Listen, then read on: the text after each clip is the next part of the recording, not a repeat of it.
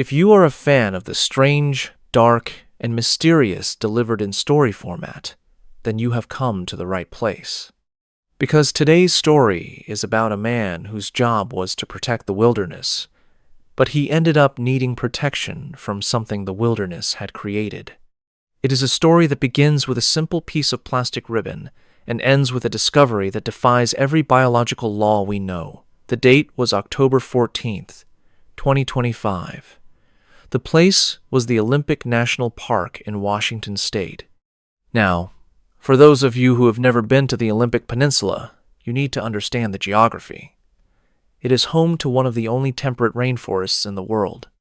It is a place of ancient moss, towering Sitka spruces that are hundreds of years old, and a fog so thick it feels like you are walking through wet wool. It is a place where the ground is always soft, the air is always damp, and things have a habit of staying hidden under the giant ferns for a long, long time. A 42-year-old man named David Thorne was a senior park ranger with over 15 years of experience. David was not a novice. He was the kind of guy who knew every trail, every drainage, and every rocky outcropping in his sector. He was highly respected, incredibly fit, and he was the guy the younger rangers went to when they got turned around in the brush. He was not the type of man to get spooked by a strange noise or a trick of the light. At exactly **8:45 a.m. David was conducting a routine patrol near the Hoh River Trail. His task was simple: check for downed trees after a heavy windstorm that had ripped through the peninsula the night before. But as he reached a section of the forest that should have been as familiar to him as his own backyard, he noticed something that was not on any of his official maps. Branching off from the main trail, hidden behind a curtain of hanging club moss, was a narrow, perfectly cleared path that headed straight into the densest, most untraveled part of the forest. And marking this path, tied to a low-hanging hemlock branch, was a bright red plastic marker the kind hikers or surveyors use to mark a temporary trail. David stopped. He pulled out his GPS unit. There was no official trail listed there. No maintenance requests, no research permits. He checked his radio, but all he got was a wall of static that sounded like someone frying bacon. He figured maybe a group of illegal campers or poachers had blazed their own trail, so he decided to follow it to make sure they weren't building illegal fires or littering. He walked for 20 minutes, following the red markers. Every 50 feet, like clockwork, there was another ribbon tied to a tree. But as he got deeper into the woods, David noticed a shift in the atmosphere. The forest was getting quieter. Not just nature quiet, but dead silent. The birds had stopped singing. The wind had stopped moving the canopy. Even the sound of his own heavy boots hitting the soft earth seemed to be swallowed up by the moss. At exactly **10:32 a.m., David reached for one of the red markers to tear it down. But as his fingers made contact with the material, he recoiled in pure, instinctual disgust. It wasn't plastic. It wasn't vinyl. It felt warm to the touch. It was slightly damp and had a texture that was strangely fibrous, like a strip of raw, sun-dried steak. David's heart began to pick up speed. He pulled out his pocket knife and sliced a small piece of the ribbon. Instead of shredding like plastic, the marker began to bleed. A thick, dark crimson fluid, almost black, oozed out of the cut, dripping slowly onto the mossy ground. David watched, mesmerized and horrified, as the liquid didn't just sit there. It seemed to be absorbed by the moss with a faint, slurping sound. He looked ahead and saw that the trail was changing. The markers weren't just tied to the trees anymore. The red material was now growing out of the bark itself, winding around the trunks like massive, pulsating veins. The further the trail went, the more it looked like the forest was being covered in a layer of living, breathing muscle. David decided right then that he had seen enough. He was a professional, and his gut was screaming at him to get out. He turned around to head back to the main Hoh River Trail, but when he turned, The path he had just walked was gone. In its place was a wall of thick, pulsating red vines that had grown across the gap in a matter of minutes. They were wet, slick, and moved with a slow, peristaltic motion, like an esophagus. He looked at his watch.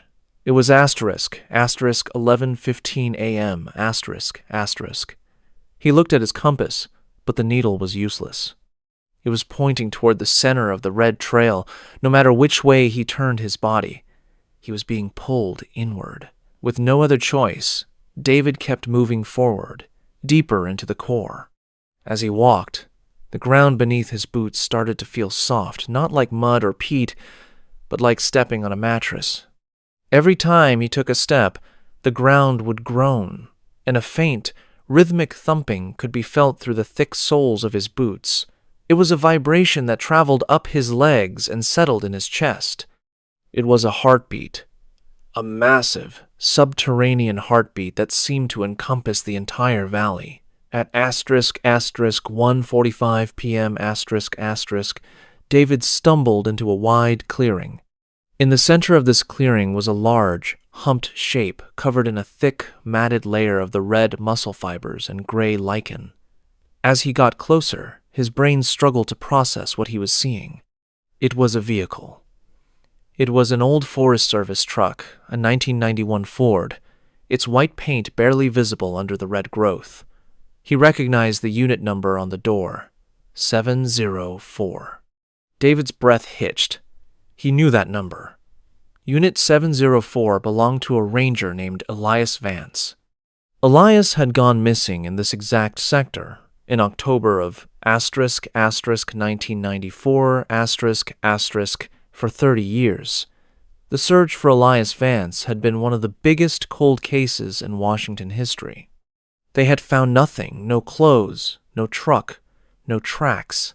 The truck was suspended 3 feet off the ground by the red veins, which had grown through the windows, the tires, and the engine block, anchoring it like a fly in a spider's web. David forced the rusted door open. The interior of the truck didn't smell like rot. It smelled like ozone and iron. Sitting in the driver's seat was a figure. It wasn't a skeleton. It was a man, or what used to be a man. He was completely encased in the red fibers, his skin replaced by that same raw, muscular texture. His eyes were wide open, but they weren't human eyes anymore. They were flickering red orbs that pulsed in time with the heartbeat of the forest. The figure's mouth opened, and a sound came out. It wasn't a voice. It was the sound of a radio transmission. Specifically, it was the sound of David's own radio call from 10 minutes ago. It played back his own heavy breathing and the sound of his boots on the moss with perfect digital clarity. Observation number 8. A voice whispered from the dashboard of the truck. It was David's own voice, but it sounded older, more tired, as if it had been speaking for 1,000 years. Subject Thorn has reached the core. Initiation beginning. The trail is complete. David backed away, tripping over a tree root that felt suspiciously like a giant pulsing artery. He scrambled to his feet and started running. He didn't follow the path. He crashed through the brush, ignoring the thorns that tore at his uniform and the mud that threatened to pull his boots off. He just needed to get away from the red. But as he ran, he realized the red was everywhere. It was in the moss. It was under the bark of every tree. It was even starting to appear on his own hands.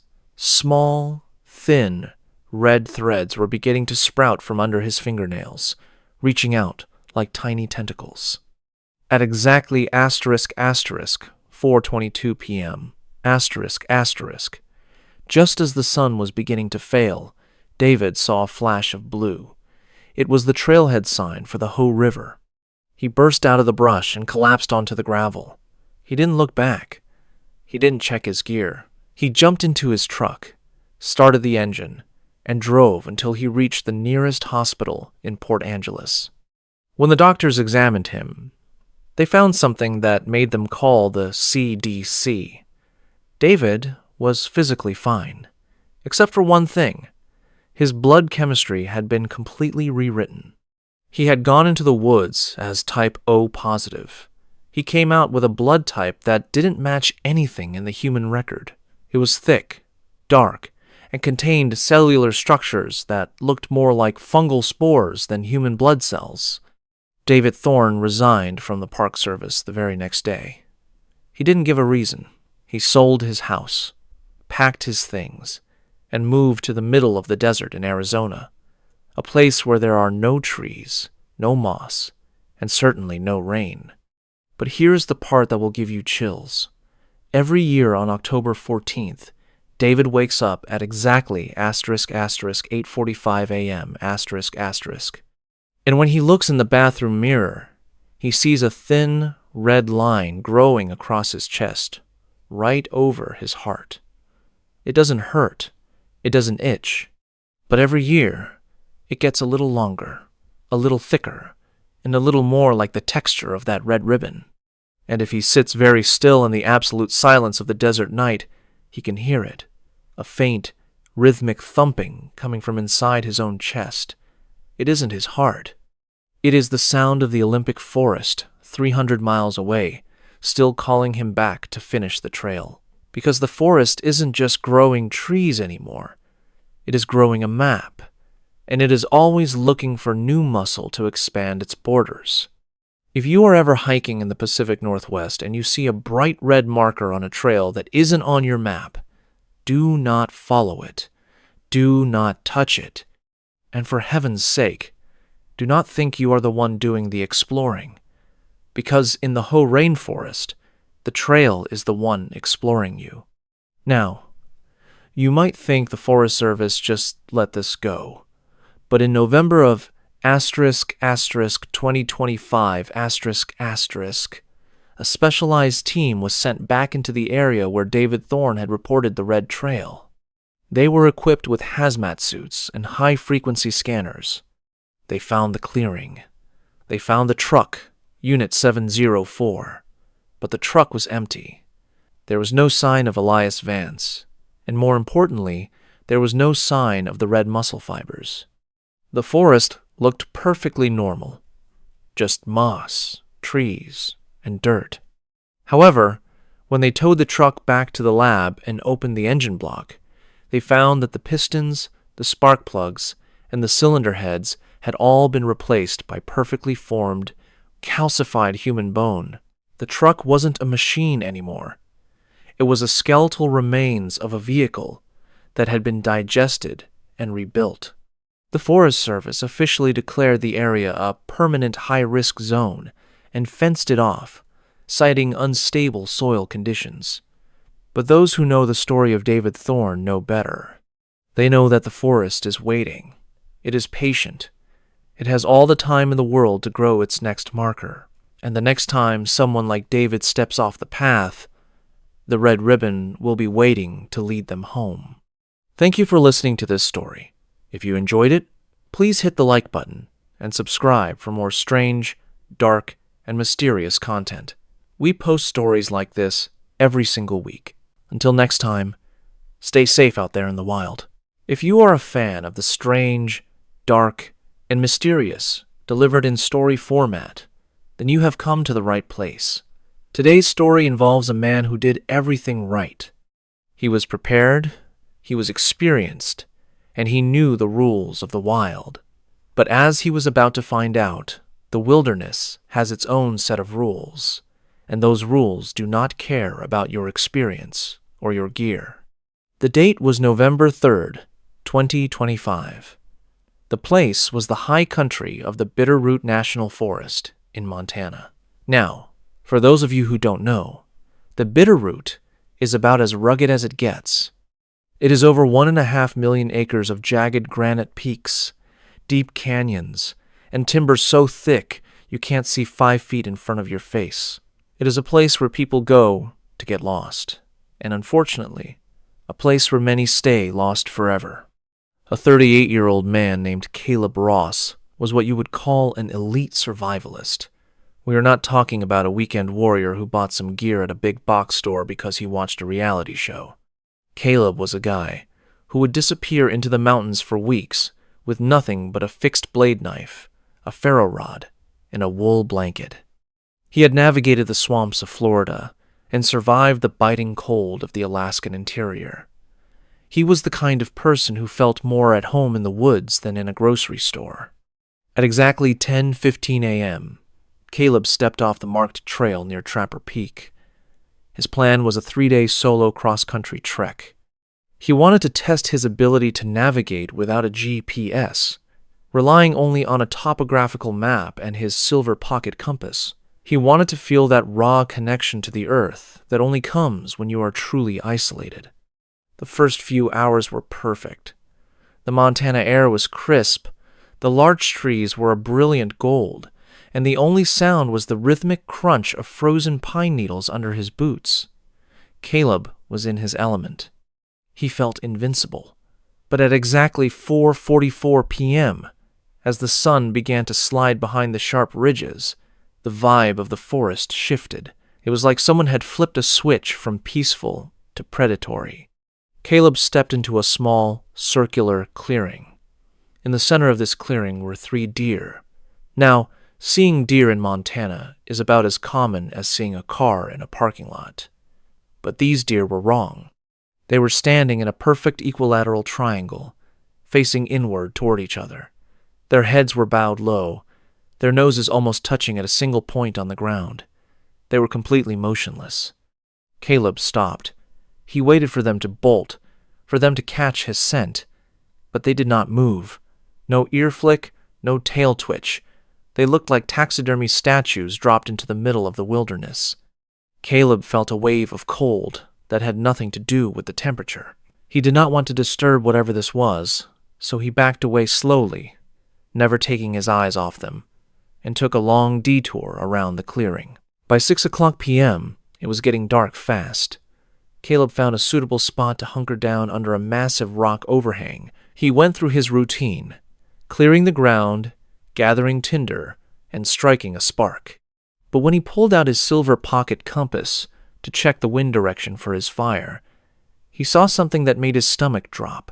The needle on his compass was not pointing north. It was not pointing anywhere. It was spinning. It was not a frantic, wild spin, either. It was moving slowly and rhythmically, almost like it was pulsing to the beat of a heart. Caleb shook the compass, thinking maybe the hinge was stuck. He checked for any metal objects nearby. Nothing. He tried to ignore it and focused on his fire. But as the flames started to grow, the forest went dead silent. If you've ever spent time in the woods, you know there is always a sound. A breeze in the needles, a distant owl, a cricket. But this was absolute, heavy silence. The kind of silence that feels like someone has placed their hands over your ears. Then, the whispering started. It did not come from the bushes. It sounded like it was coming from inside his own backpack, which was sitting 3 feet away from him. It was a wet, muttering sound, like someone trying to speak with a mouthful of pebbles. Caleb's hand went to his hatchet. He slowly reached out and unzipped the main compartment. Inside, sitting right on top of his spare socks, was a small, hand-carved wooden doll. Caleb felt his breath hitch. He had never seen this thing in his life. It was about 6 inches tall, and it was carved with terrifying detail. It had his beard, it had his red outdoor jacket, it even had the small, jagged scar over his left eye from a childhood accident. And as he watched it in the flickering firelight, the doll's mouth was moving. Caleb did not scream. He was too deep in shock for that. He scrambled backward, kicking the backpack away. "Who is out there?" he shouted. His voice echoed off the rock overhang, sounding thin and fragile against the vast Montana night. The only response was a whistle. It was a 3-note whistle. High, low, then high kimbali. Caleb's blood turned to ice. That was the exact signal he used to call his hunting dogs back at his ranch. It was private. It was specific. And someone, or Sesuatu, was using it against him in the middle of 1,000,000 acres of wilderness. At 2:22 a.m., Caleb woke up from a fitful sleep. His fire was out. not just died down, but smothered. It looked like someone had poured a bucket of liquid ice over the coals. He reached for his flashlight, but when he clicked it on, the beam acted strangely. The light traveled about 3 feet and then just stopped, as if it was hitting a wall of solid black velvet. Within that tiny circle of light, he saw something that made his brain stall. Sitting 5 feet away from him were his boots, his heavy, leather hiking boots. They were standing upright, pointing directly at him. Caleb looked down at his own feet. He was barefoot. He had no memory of taking his boots off. He had no memory of placing them there. He looked at the boots again and realized they were not just his boots, they were newer times than his. The scuffs he had earned in Alaska were gone. They were perfect. He realized then that he was not just being hunted, he was being unmade. Piece by piece, the forest was taking his things and replacing them with versions that did not belong to him. He grabbed his wool blanket and his hatchet and started running. He did not care about navigation anymore. He just needed to move. But no matter which way he turned, no matter how many ridges he climbed or canyons he descended, he kept ending up back at the same rock overhang. 1 time, 2 times, 3 times. The 3rd time he arrived back at the camp, he saw his own backpack. But it was not his backpack. It was made of a material that looked like woven human hair. He did not open it. He just kept running. At 4:30 a.m., Caleb collapsed against a tree, his feet bleeding and his lungs burning. The 3-note whistle started again. This time, it was not coming from the distance. It was coming from right above him. He looked up into the branches of a massive ponderosa pine. Perched there, looking down at him, were the 3 deer from the clearing. They were crouching on the limbs like giant, gangly birds, their long legs folded in ways that should have been physically impossible. Their black, glassy eyes reflected the moonlight in a way that looked like static on a television screen. One of the deer opened its mouth. It did not make a sound like an animal. It spoke, and it spoke in Caleb's own voice. It said, "The rule of 3, Caleb. 3 minutes without air, 3 days without water, 3 steps until you belong to the forest." Caleb felt a sensation of something pulling at his skin. He looked at his hand, and for a split second, his fingers looked like they were made of wood. He was not just being hunted, he was being harvested. Caleb did not wait to hear more. He knew he was losing his mind or losing his soul, and he did not care which. He grabbed his emergency fuel canister, a small bottle of white gas, and poured it over a pile of dry brush. He struck his ferro rod with everything he had left. The explosion of orange flame ripped through that unnatural, inky darkness. For a split second, the world snapped back into focus. The deer were gone. The whispering stopped. The forest felt like a forest again. Caleb saw a gap in the trees that looked like a real path, and he ran. He ran until his heart felt like it was going to burst through his ribs. He did not stop until he felt the hard, cold sensation of asphalt under his feet. He had reached a Forest Service road. It was 7:15 a.m. He found his truck exactly where he had left it. He dove into the driver's seat, locked the doors, and drove until he saw a ranger station. He did not go inside to tell a story about monsters. He was a survivalist. He knew people would think he had a psychotic break from the isolation. He just grabbed the radio and called 911. When the authorities arrived, they found Caleb shivering in the back of his truck. He had mild hypothermia and some nasty cuts on his feet, but he was alive. One of the deputies, a guy named Miller who had known Caleb for years, walked up to him to give him a blanket. Miller paused and looked at Caleb's red jacket. "Hey, Caleb," he said, sounding confused. "When did you get the custom stitching done?" Caleb looked down. On the left breast of his jacket, where there used to be a professional brand logo, there were now words stitched into the fabric in thick, black thread. It was in Caleb's own handwriting. It read, "Asterisk, property of none. Asterisk." Caleb did not say a word. He went home. He sold his ranch, and he moved to a high-rise apartment in the middle of a concrete city where he could not see a single tree from his window. He stayed away from anything green. But here's the part that keeps Caleb up at night. A few days after he got back, he was taking a shower and he looked in the bathroom mirror.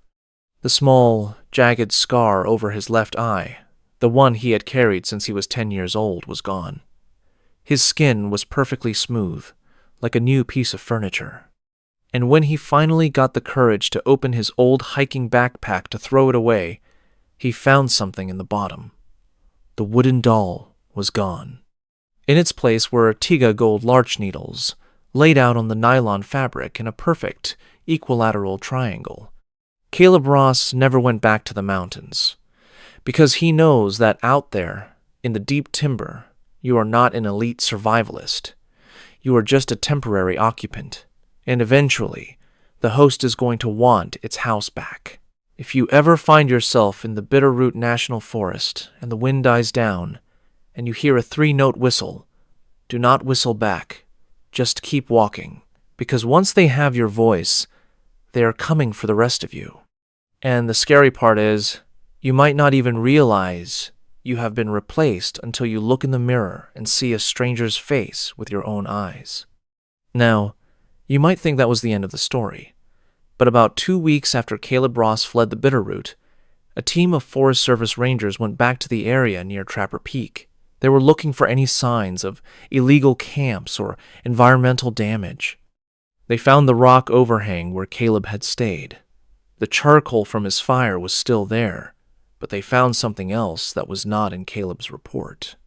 Buried under about 6 inches of pine needles, directly beneath where Caleb had laid his wool blanket, they found a set of 3 silver pocket compasses. All 3 of them were exactly like the one Caleb owned, and all 3 of them were fused together in a melted clump of metal, despite there being no sign of a fire hot enough to melt silver.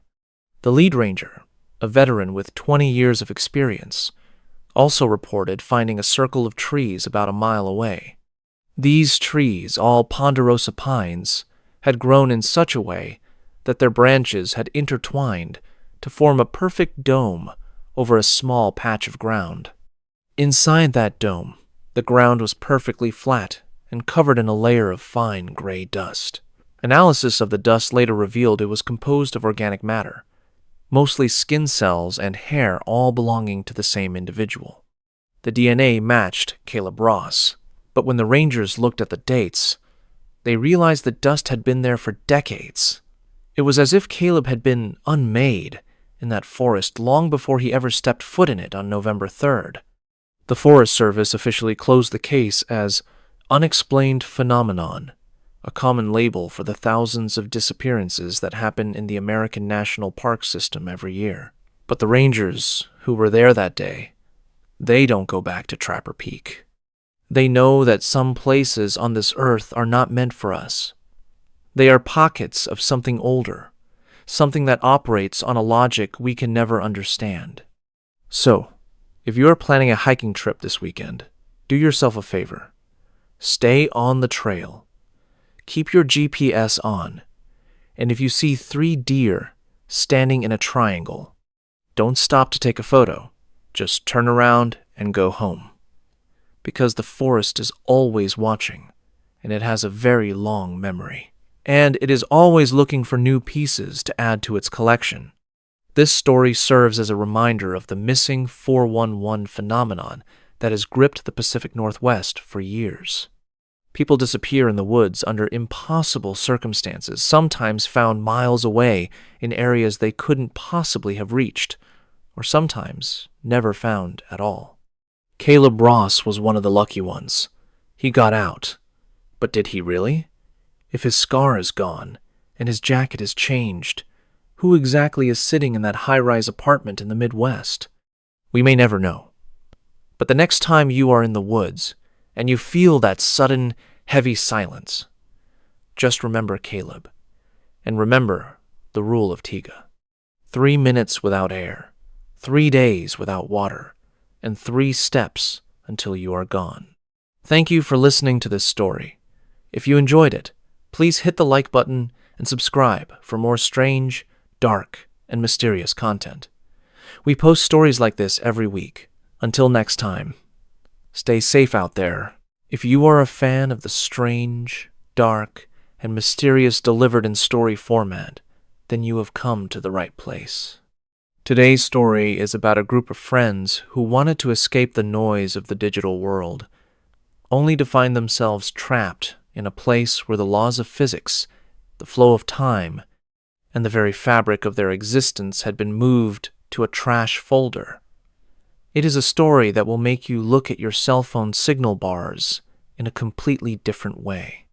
The date was August 19th, 2025. The place was a remote, unnamed valley tucked deep within the high Uintas wilderness in Utah. Now, for those of you who aren't familiar with Utah's backcountry, it is famous for its dead zones. These are vast, ancient stretches of land where the geography is so jagged and the minerals in the rocks are so dense that they swallow every radio wave, cell signal, and GPS ping that tries to enter. For most people, this is a nightmare. But for 24-year-old Elias Thorne and his 3 best friends, it was the holy grail of vacations. They called it the digital detox. The rules were ironclad. Leave the phones, the tablets, and the smartwatches locked in the safe of the truck at the trailhead. Take only analog gear, mechanical watches, film cameras, and paper maps. They were going to disappear into the pines for 72 hours to reset their brains from the constant dopamine loops of Silicon Valley. Elias was a high-level software developer from San Francisco. He spent 16 hours a day staring at lines of code, and he was starting to feel like he was becoming part of the machine. Joining him were Sarah, a trauma nurse who needed a break from the sirens, Marcus, a former collegiate athlete who lived for physical challenges, and Chloe, a freelance photographer who wanted to capture the world on actual 35mm film. At exactly 10:30 a.m., the group hiked past a rusted, bullet-riddled metal sign at the edge of the wilderness. It simply said, "End of Forest Service maintenance. No signal beyond this point. Travel at your own risk." They laughed, adjusted their heavy packs, and descended into the valley. But as they crossed the invisible threshold of the valley floor, the atmosphere didn't just change, it curdled. The air felt heavy and static, like the sensation you get in your teeth right before a massive lightning strike. The wind didn't rustle the leaves. It seemed to vibrate them.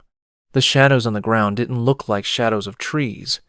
They looked like jagged, low-resolution black shapes that flickered whenever the group moved their eyes. At exactly 2:00 p.m., they reached a small creek and decided to check their location. Elias pulled out his high-end, military-grade analog compass, but when he opened the brass casing, he didn't see the needle pointing north. The needle was spinning. It was moving in a slow, rhythmic circle, exactly 1 rotation every 2 seconds. And every time that needle completed a full turn, Marcus, who was wearing a mechanical wind-up Hamilton watch, noticed something that made his blood run cold. The second hand on his watch would skip. 1 second, 2 seconds. Then it would jump back 3 seconds. Then it would freeze for 5. It was as if the gears of reality were slipping. Marcus showed the watch to Sarah, who tried to find a pulse on her own wrist. She looked at her mechanical stopwatch and realized her heart was beating 72 times a minute, but the watch said only 10 seconds had passed. "The gear is glitching," Chloe whispered.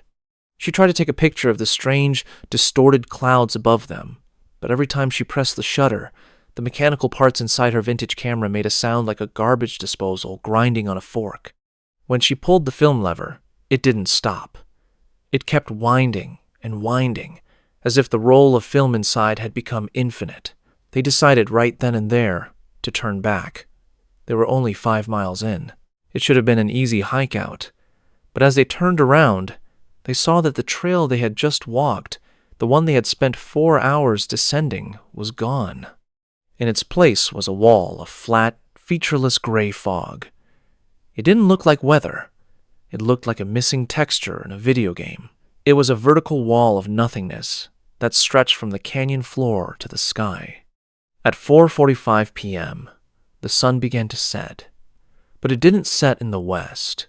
It stayed exactly where it was in the sky, turning a deep, bruised shade of purple, and then it simply blinked out. 1 second there was light, and the next, the valley was plunged into a darkness so absolute that their flashlights seemed to struggle to even leave the lens.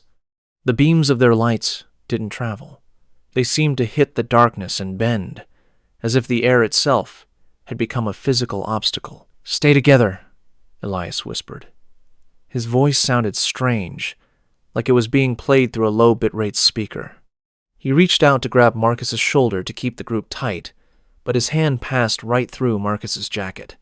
Marcus didn't feel like a ghost. He felt solid to himself, but for a split second, Elias's hand looked like digital static, a jumble of flickering, translucent pixels that hummed with a low frequency. Then, the broadcast began. It wasn't a voice. It was a sound that came from the ground itself. It was the screeching, rhythmic pulse of an old dial-up modem, but amplified to a deafening volume. It echoed off the canyon walls, shaking the very stones beneath their feet. Suddenly, Chloe screamed and pointed her light at a nearby pine tree. Tucked into the bark of the tree, as if it had grown there like a fungus, was a smartphone. Elias recognized it instantly. It was his phone, the one he had locked in the truck's safe 5 miles away. The screen was cracked, but it was glowing with an unnatural, blue intensity. It was playing a video on a loop. Elias walked over, his heart hammering against his ribs. The video showed the 4 of them standing in this exact spot, but they were older, much older. Sarah's hair was white and matted. Marcus was missing his left arm, the stump cauterized by something blue. They were sitting around a campfire that burned with a blue, cold flame that cast no shadows. The Elias in the video looked directly into the camera lens and spoke. His voice was a layered mess of thousands of different tones. "It is 8:12 p.m., the video Elias said. "We have been in the buffer for 19,000 days. If you are watching this, do not look at the moon. The moon is the eye of the compiler. If you look at it, you will be rendered." Everyone instinctively looked up. There was no moon. In its place was a giant, glowing white circle with a spinning, loading icon in the center, rotating slowly against the black sky. It was miles wide, pulsing with a pale light that made the trees below look like wireframe models. Panic, raw and primal, took over. Marcus, the athlete, couldn't take the sensory overload. The sound of the modem was drilling into his skull. He started running toward the gray fog, screaming for his mother, screaming for anyone. The others tried to catch him, but he was too fast. His movements were jagged, as if he were skipping frames in a movie. He disappeared into the mist at exactly 9:00 p.m. A second later, his voice boomed over an invisible speaker system that seemed to fill the entire valley. It was Marcus's voice, but it was coming from every direction at once. "Help! I found the exit!" "It is right." The voice didn't trail off. It shattered into a sharp burst of white noise, a sound so loud it knocked Elias and the girls to the ground. Elias, Sarah, and Chloe huddled together under the rock overhang. They realized then that this valley wasn't a sanctuary. It was the recycle bin of the universe. This was where reality dumped the glitches, the people, the objects, and the moments that didn't fit the code of the world anymore. They looked around and saw that the pines were no longer pines. They were columns of green light, flickering between different shades of emerald and lime. At 3:00 a.m., the static sound finally stopped. The fog cleared for a moment, revealing the true nature of the valley. It wasn't full of trees anymore. It was a vast, endless field of rusted metal towers, thousands of them, reaching miles into the purple sky. Each tower was covered in thousands of tiny, glowing ports. And hanging from these towers, suspended by glowing red wires that entered the base of their skulls, were thousands of people. Their eyes were open. They were flickering with that same red light. They were being processed, their memories and their data being harvested to feed the world outside. Elias saw faces he recognized from missing persons posters he had seen in San Francisco years ago. Elias looked at his own hands. They were becoming transparent. He could see the rusted towers through his own skin. His blood vessels looked like fiber optic cables. "We have to leave," he said, his voice now sounding like a distorted robotic growl. "We have to force a reset. We are a script that has gone wrong. We need to crash the system." He remembered a theory he'd read about in graduate school about how systems react to a critical error. If a piece of data becomes too corrupted, the system tries to eject it before it infects the rest of the drive. He grabbed a high-intensity flare from his pack. He didn't aim it at the sky. He aimed it at the ground, at the exact spot where the modem sound was loudest, where a cluster of blue wires was emerging from the dirt. "When I fire this, run toward the light. Do not look back, and do not think about anything but the parking lot," Elias yelled. He pulled the trigger. The flare hit the ground, but instead of an explosion of fire, it created a tear. It looked like a hole ripped in a photograph, showing the white paper underneath. Through the tear, Elias could see the trailhead parking lot. He could see the morning sun hitting the dust on his truck. He could see a ranger driving past in a green pickup. "Jump!" Sarah and Chloe dove into the tear. Elias followed, but as he moved, he felt something grab his ankle. He looked down and saw a hand made of static reaching out from the ground. It was Marcus. Or at least, it was what was left of Marcus's data. The thing that used to be Marcus tried to pull him back into the bin. Elias kicked it away, feeling a sensation like his entire body was being compressed through a needle. His vision turned into a sea of green code, then white, then nothing. He woke up on the gravel of the parking lot at exactly 10:30 a.m., the precise time they had originally arrived to start their hike. The mountain air was normal. His heart was beating at a normal rate. His friends were there, gasping, vomiting from the transition. Sarah was crying, clutching her own hair to make sure it was real. Chloe was shaking her camera, which was now empty of film. They were safe. The sun was warm. The birds were actually singing. The silence was just silence. But when Elias reached into his pocket to find his truck keys, he felt something else. He pulled it out. It was Marcus's Hamilton watch. The glass was shattered. The hands were spinning backwards so fast they were a blur, emitting a faint, high-pitched whine. And Marcus was gone. He wasn't in the truck. He wasn't on the trail. He wasn't in the bathroom, at the trailhead. Elias ran to the truck safe and ripped it open. His phone was there, exactly where he'd left it. It was cold to the touch. He turned it on and went to his photo gallery to show the police. But in every single photo from their childhood, from college, from the party last Christmas, and even from that morning, there were only 3 people: Sarah, Chloe, and Elias. There was always a gap, a space where a 4th person should have been standing. In their graduation photo, Sarah and Elias were holding hands with an invisible man. The space where Marcus should have been was just a blur of empty background. Marcus hadn't just died. He had been deleted from the history of the world. Even his parents, when Elias called them from the ranger station, didn't know who Marcus was. They told Elias he must be confused or stressed from work. They said they only had a daughter. The police took a report, but they treated it as a mental health crisis. They looked at the 3 of them like they were on drugs. How do you report a missing person who never existed?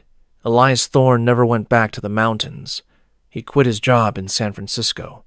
He moved into an apartment in the loudest, most electronically dense part of downtown Seattle, directly underneath a massive 5G cell tower.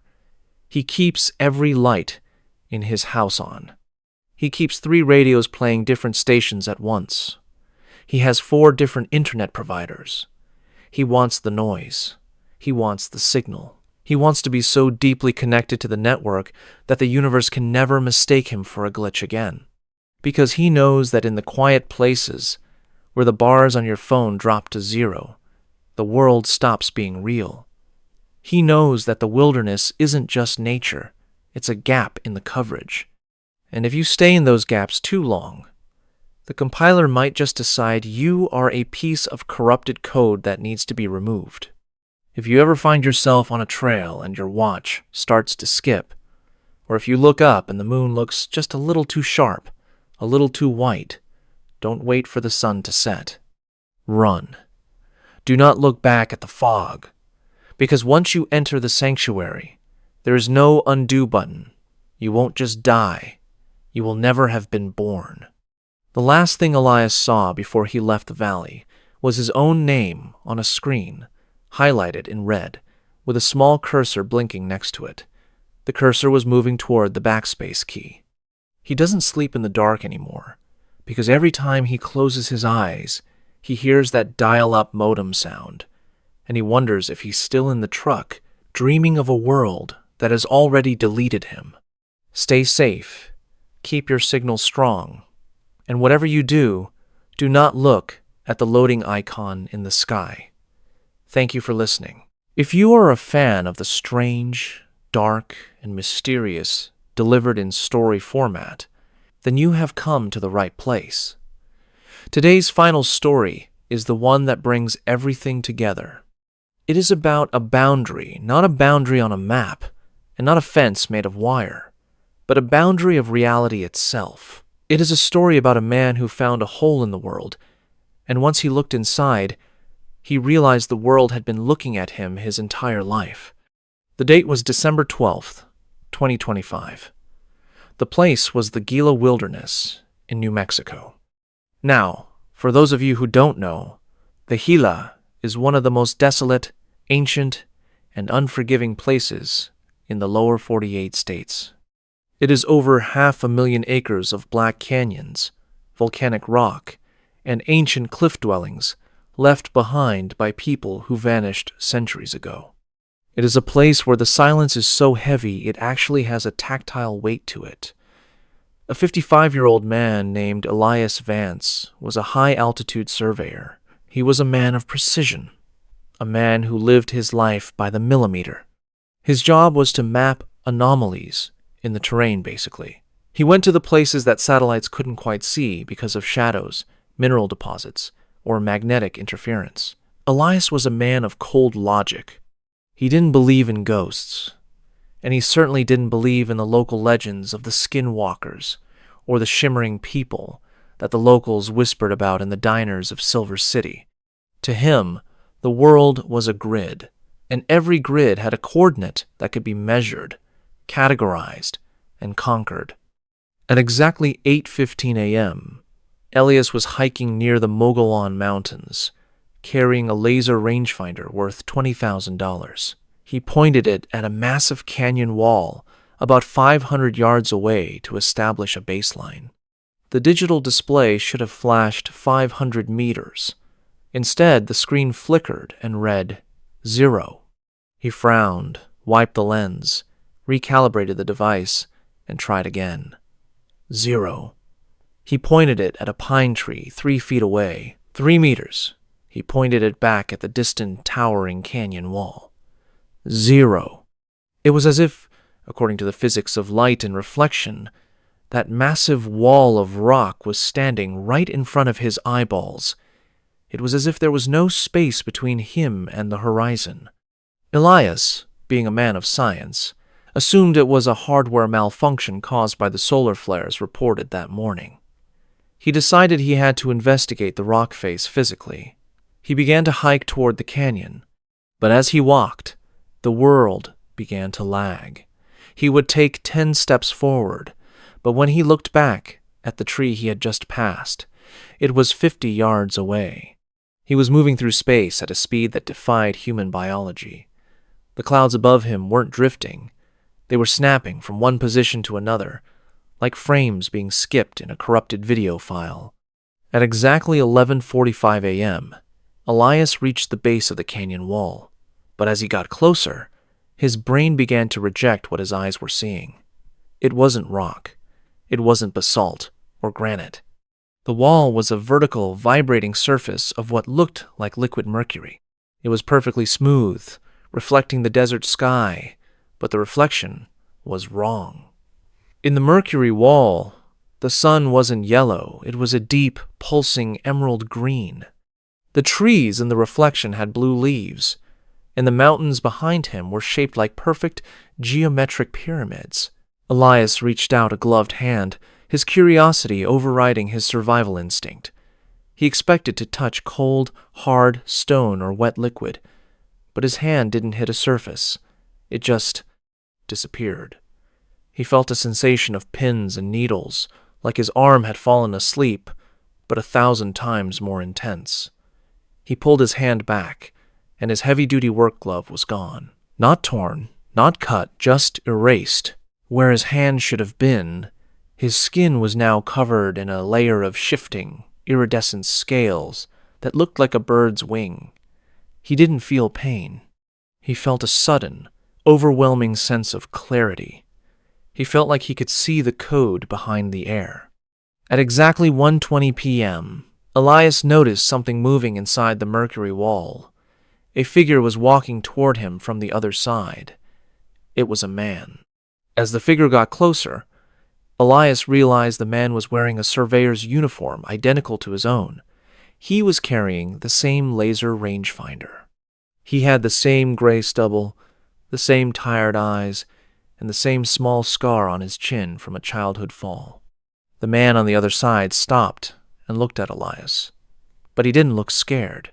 He looked disappointed, like a baker looking at a burnt loaf of bread. The double reached out and touched the surface of the wall from the other side. When his hand passed through the silver film, it came out looking exactly like Elias's original hand, with the glove still on. The two men were standing inches apart, separated by a thin, vibrating membrane of elsewhere. "You weren't supposed to find the seam," the double said.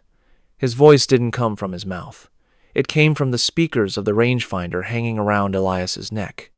It was a synthesized, hollow version of his own voice. "The grid is being updated. You are part of the old version. You are redundant data." Elias tried to scream, but he realized his mouth was no longer there. His face was becoming smooth and featureless, like the surface of the mercury wall. He looked down at his body and saw that he was dissolving into a stream of silver numbers, geometric shapes, and lines of glowing green text. He wasn't dying. He was being recalculated. He was being moved to a different folder. At exactly 3:30 p.m., the emerald sun in the reflection began to set. The double, the new Elias, stepped through the wall, fully entering our world. He adjusted his hat, checked his rangefinder, which now read a perfect 500 meters, and began to walk back toward the trailhead with a confident, rhythmic stride. The real Elias, or what was left of his consciousness, was pulled into the mercury.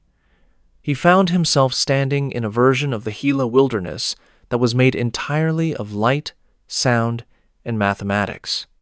There were no trees, only the times, frequency times of trees. There were no rocks, only the times vibration, times of minerals. He was in the source code. He looked up and saw the seam. It was a giant, glowing golden zipper that stretched across the entire sky, from horizon to horizon. And through the zipper, he could see the world he had just left. It was like looking through a window into a house he no longer lived in. He saw his double reaching his truck. He saw his double driving back to the surveyor's office in Silver City. He saw his double walking into his home, hugging his wife, and eating a dinner of beef stew. And then, the horror truly set in. The double stopped eating, looked directly into the kitchen window as if looking through the seam, and straight at the real Elias trapped in the light, and he smiled. The double mouthed one word, archived. Elias Vance was never reported missing. He never became a statistic in a missing 411 book, because as far as the world, his family, and the government were concerned, Elias Vance never left. He returned from his trip, he finished his maps, and he lived another 30 years before dying peacefully in his sleep, surrounded by his grandchildren. But the surveyors who inherited Elias's old equipment years later noticed something strange. Every map Elias made after that trip in December 2025 was perfect. They were too perfect. There wasn't a single error, not a single smudge, and not a single missing coordinate in over 1,000 pages of data. But if you looked at those maps under a specific frequency of ultraviolet light, you could see something hidden in the margins, drawn in a substance that wasn't ink. There were thousands of tiny, hand-drawn symbols that looked like eyes, and every single eye was looking toward the center of the map, where a single coordinate was marked with a 0. If you ever find yourself in the Gila Wilderness, or the Smokies, or the Olympic Peninsula, and your GPS starts giving you impossible readings if it tells you that the mountain 10 miles away is actually 0 inches from your face, do not keep walking. If you see a wall of rock that looks a little too much like a mirror, or if the trees start to sound like your own mother calling your name, turn around. Do not try to touch your reflection, because the grid is always being updated. The universe is constantly cleaning its hard drive, and if the system finds 2 versions of the same file, it has to decide which one is the master and which one is the backup. There are places in this world where the render distance is short and the seams are thin. We call them national parks. We call them wilderness. We think we go there to find ourselves. But the things on the other side, they go there to find times us asterisk. To them, we aren't people. We are just data points. And sometimes, data needs to be refreshed. Elias Vance is still there, in the Gila. He isn't a man anymore. He is the sound of the wind through the canyons. He is the static on your radio. He is the reason your compass spins when it should be still. He is archived, waiting for the next update, waiting for the system to crash so he can finally step back through the seam. Until then, stay safe, stay on the grid, and whatever you do, do not look at the 0. Because once you see the hole in the world realizes there is a hole in you. Thank you for joining us for this marathon of the strange, dark, and mysterious. If you enjoyed these 5 stories, please hit the like button and subscribe. We post these journeys into the unknown every single week. Until next time, keep your signals strong and your eyes on the trail, because you never know when you might step off the map and into the bin. Good night. If you are a fan of the strange, dark, and mysterious delivered in story format, then you have come to the right place. Today's story is about a place where the trees don't just grow, they remember. And sometimes, they decide that the best way to preserve a memory is to become the person who made it. This is a story that suggests the missing persons cases in our national parks aren't always about people who died, but people who were simply repurposed by a biology we don't yet understand. The date was May 12th, 2025. The place was a dense, fog-heavy pocket of the Great Smoky Mountains in Tennessee. Now, the Smokies are famous for 2 things: their incredible misty beauty and the sheer number of people who walk into those woods and are never seen again. It is a place of deep, ancient hollows where the sun barely touches the forest floor. A 49-year-old man named Dr. Arthur Penhaligon was a world-renowned dendrologist. This means he didn't just look at trees. He studied their cellular memory, their chemical communication, and their ancient history. He was a man of cold, hard science. He wasn't interested in the local folklore about spirits or haints in the woods. He was interested in the data. Arthur had a radical theory. He believed that certain ancient groves of pines could act as a biological hard drive, storing chemical data from every creature that passed by them for thousands of years. He believed trees could download the environment. To prove this, he ventured into a no-go zone of the park, a place the local Cherokee legends called the Forest of the Mockingbirds. It was called this not because there were birds there, but because the forest itself was said to mimic the sounds of the people who entered it. At exactly 9:45 a.m., Arthur passed a boundary marker that had been overgrown by a thick gray lichen. It was a rusted Forest Service sign that had been bent in half by some incredible force. The moment he stepped past it, the air changed. It didn't get colder, it got heavier. It smelled intensely of fresh-cut wood and something sharp and metallic, like copper or fresh blood. At exactly 1:30 p.m., Arthur reached a grove of pines that were unlike any he had ever seen in his 20-year career. They were perfectly straight, reaching nearly 200 feet into the air, but they had no needles. Their branches were bare and twisted into shapes that looked disturbingly like human limbs reaching for the sky in a state of permanent panic. The bark wasn't brown or gray. It was a pale, fleshy white. He pulled out his professional equipment to take a core sample. He chose the largest tree in the center of the grove, but as he pressed the sharp steel borer into the trunk, he didn't hear the sound of wood resistance or the crunch of dry bark. He heard a scream. It wasn't a muffled sound or a trick of the wind. It was a high-pitched, agonizing human scream that echoed through the entire grove, causing Arthur to drop his tools in the dirt. He scrambled back, his heart hammering. He looked at the tree, and where he had punctured the surface, a thick, amber-colored sap was oozing out, but it didn't smell like pine resin. It smelled like iron. It smelled like a hospital. It smelled like blood. Arthur tried to rationalize it. He told himself it was just trapped gas escaping a pressurized trunk. But then, the wind began to blow. As the wind moved through the bare, twisted branches, the trees didn't rustle or creak. They wailed. The shape of the branches acted like a massive flute, and the sound coming out was the sound of thousands of voices screaming in unison, men, women, and children. It was a symphony of collective grief.